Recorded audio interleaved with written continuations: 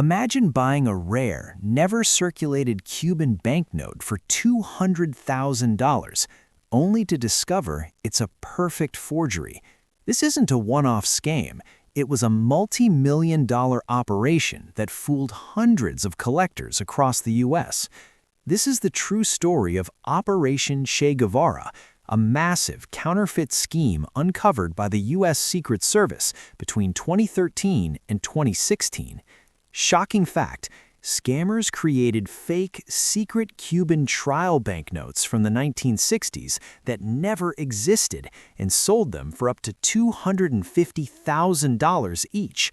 Total damage, over $30 million. How did they fool expert collectors and auction houses?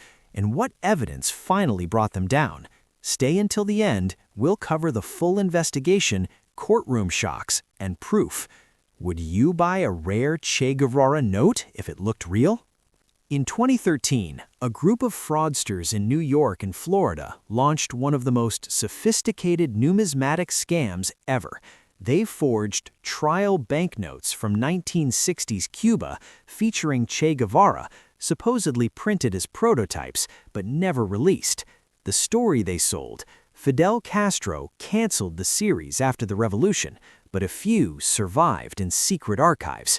Shocking fact, they didn't just fake the money, they created an entire backstory, fake archive letters, photos of discoveries, and forged expert certifications. They used high-end printing, special paper, inks, microtext, artificial aging, scratches, folds, sold through auctions, eBay, private collectors.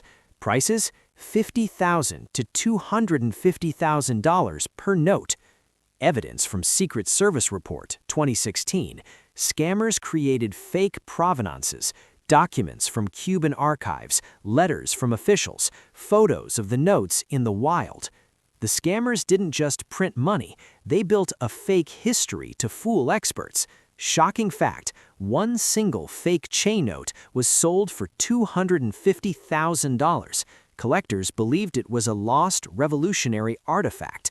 Methods: forged paper and inks to match 1960s Cuban standards, created fake expert appraisals from non-existent specialists, used real auction houses and private sales.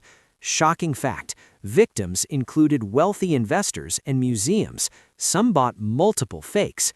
Other forgeries: colonial U.S. dollars, rare coins, but Che Guevara was their star product.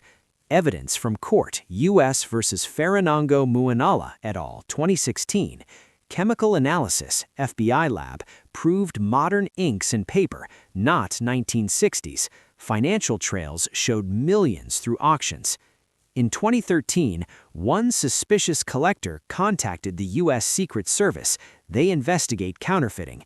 Shocking fact, Secret Service sent an undercover agent who bought several fakes, paying thousands to enter the network. Investigation tracked sellers to New York and Florida. Raids uncovered printing presses, paper stocks, fake documents, computers with templates.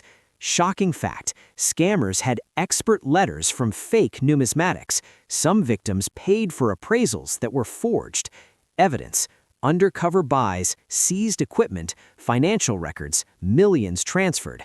Victim testimony.